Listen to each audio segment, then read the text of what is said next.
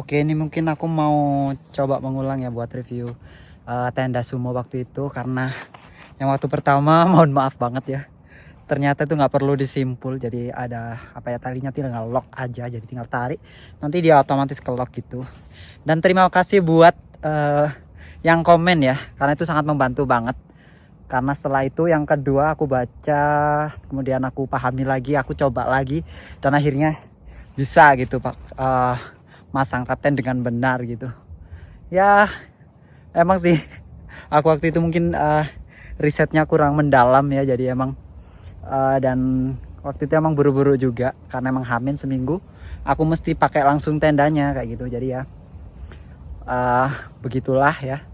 Oke, kali ini mungkin aku mau mengulang lagi dengan proper, semoga bener-bener proper ya. Nanti kalaupun ada kekurangan lagi mohon dikoreksi lagi, karena aku pasti akan berbenah terus ya, biar apa ya, karena emang yang pakai tenda sumo Hiroshima ini udah mulai jarang juga. Jadi mungkin saja video ini juga membantu orang yang pengen beli tenda ini kayak gitu. Oke, ini aku langsung mulai aja biar cepet karena udah agak mendung juga.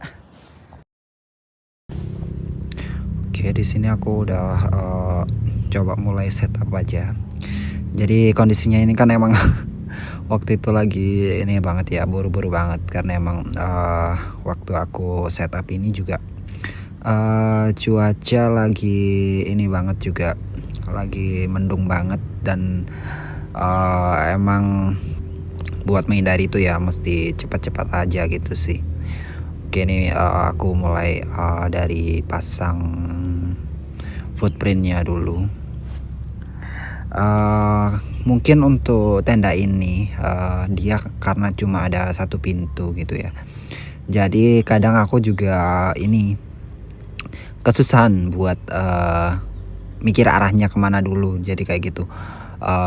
Setelah cuma dari beberapa kali setelah aku coba ya, akhirnya hafal gitu. Oh, ini letaknya yang footprint ini yang di bagian atas yang ini, terus yang nanti tenda ini bakalan menghadap ke sini kayak gitu. Jadi minusnya mungkin tenda ini nggak bisa ini ya, kayak segala arah gitu nggak bisa. Jadi kayak dibalik pun juga nggak bisa gitu. Beda sama kayak tenda-tenda konvensional atau yang macam apa ya, kayak dua pintu atau segi empat gitu ya, yang model-model kayak lebih kerucut ya. Nah itu bisa tuh masih kayak dibuat hadap ke mana aja gitu bisa. Nah ini dia karena aku apa ya, emang yang Hiroshima ini kayak unik aja gitu. Dia emang harus ya udah sakleknya hadapnya ke sini gitu, nggak bisa dibuat dia papain lagi gitu. Oke, ini mulai aja. Pertama udah pasti ya dirapitin dulu untuk ininya, apa sih itu namanya, dari footprint sama pasak dulu gitu. Nah ini nanti tinggal ini saja, kalau bisa sekencang mungkin ya. Jadi kayak inti dari pemasangan tapten itu adalah dia semakin kencang pasangnya, dia semakin bagus bentuknya kayak gitu. Karena kan dia emang frameless ya, atau tanpa frame, jadi emang mesti kencang semua buat naruh, mulai dari pasaknya, terus nanti penarikan dari ininya juga, tiap-tiap pengaitnya juga gitu. Nah ini nih kadang aku juga masih perlu ini sih, kayak rapetin lagi dan menyesuaikan lagi untuk footprintnya. Jadi kadang aku yang lama itu di sini sih untuk pemasangan tapten. Selain itu ya belum ada lagi. Jadi tahap pertama yang paling menentukan adalah ini, pemasangan footprint, dan nanti karena itu bakalan ini banget, berpengaruh banget sama bentukan tenda yang kita bentuk kayak gitu. Menurutku fundamentalnya buat pemasangan tapten itu di sini. Beda kalau sama tenda konvensional atau yang ada frame-nya, biasanya kan dia udah apa ya, dipasang dulu, berdiri dulu, baru nanti kita rapiin gitu kan. Nah lah kayak kalau trap tent ini yang paling penting adalah footprintnya rapi dulu kayak gitu.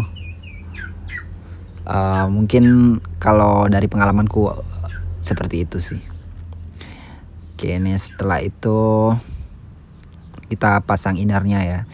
Setelah innernya juga udah sama gitu ukurannya, ada 5 arah gitulah kayak gitu untuk tenda Sumo Hiroshima ini. Nah nanti biarin aja yang innernya, kita abaikan dulu. Terus pasang juga pengait untuk outernya. Nah ini yang dimaksud sama yang waktu itu di komen sama orang-orang ya gitu. Jadi nggak perlu disimpul. Terima kasih banget, ini ilmu yang sangat berguna ya. Aku nggak mungkiri karena emang aku lebih suka belajar dari kesalahan gitu daripada kita sok tahu tapi ternyata ini kita nggak mengakui bahwa kita salah kayak gitu. Oke, ini udah setelah dari komen-komen itu aku mulai belajar lagi dan ya ternyata apa sih itu namanya, aku lupa, ada kayak dia sekali ditarik itu langsung ke lock gitu. Nah ini nih juga kadang masih bingung juga. Sebenarnya yang bingung itu kayak gini-gini sih, aku jarang banget ngapalin yang bikin lama ya. Mungkin kalau misalkan nanti udah bener-bener hafal bakalan cepet buat setupnya. Karena ini kan apa ya, segi 5 gitu, jadi kayak terus ukurannya sama kayak ukuran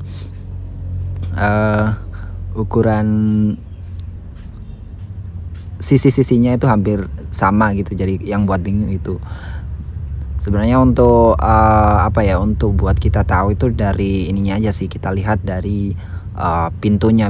Aku biasanya emang gitu sih, cuma ya emang tetap adjust kayak gitu.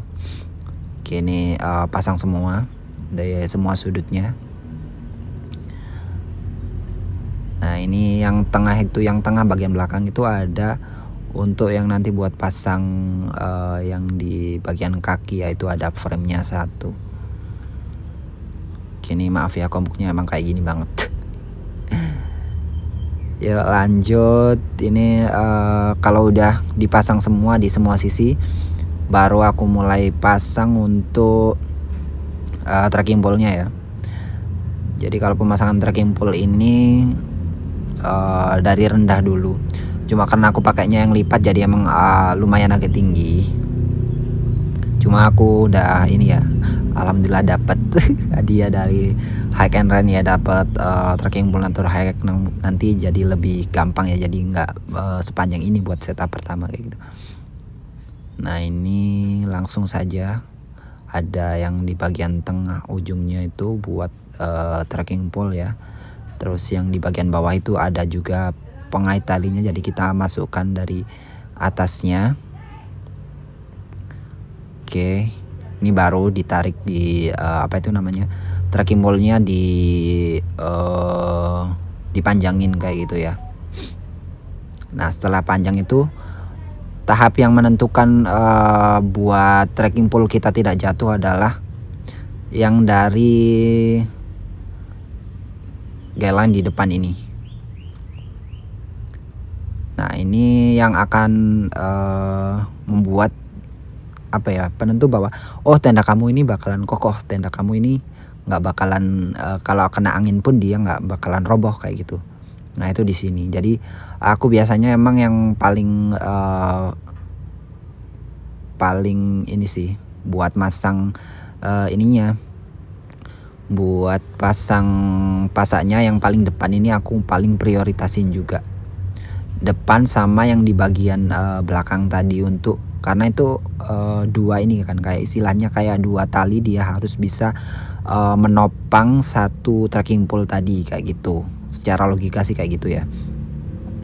Nah kalau untuk sisi-sisi lainnya, nah itu meskipun kayak masih belum kencang kayak gini-gini gitu, masih aman kayak gitu.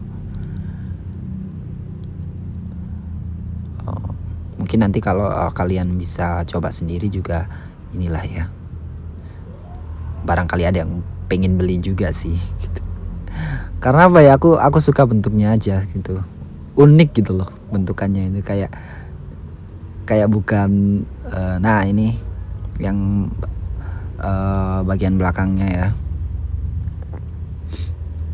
ini juga setelah dipasang ada kayak semacam frame kecil gitu satu di belakang. Nah inilah yang dimaksud locknya tadi, jadi kita tinggal tarik seperti ini. Nah dia udah otomatis kekunci, tidak perlu disimpul. Terima kasih banget ilmunya dari Suhu, ini sangat berguna banget. Tapi aku berterima kasih juga sama orang-orang yang udah bantu support aku gitu, buat oke, YouTuber ini masih belajar kayak gitu kan. Itu sangat apa ya, biar dia masih semangat aja gitu buat konten. Nah itu juga sih yang susahnya buat konten kreator ya, kadang kalau mental kita terlalu lemah atau kayak baperan gitu ya, ya udah kita kadang berhenti gitu kan, tanpa memikirkan kalau ada apa ya, kadang nasihat yang membangun itu meskipun menyakitkan tapi itu sebenarnya bagus buat kita. Nah itu oke. Ini yang bagian depan tadi cukup mengikuti aja dari yang tali guideline-nya kayak gitu. Nah ini yang buat pintunya tinggal sesuaikan juga aja untuk kencang atau tidaknya kayak gitu. Nah ini tinggal di adjust semua juga sih.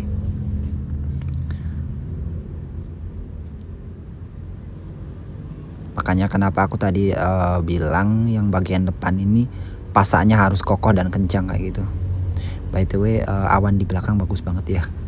Ini lokasinya di Sabana Rotan ya. Kalau kalian mau ini lokasinya ada di Pujon Batu.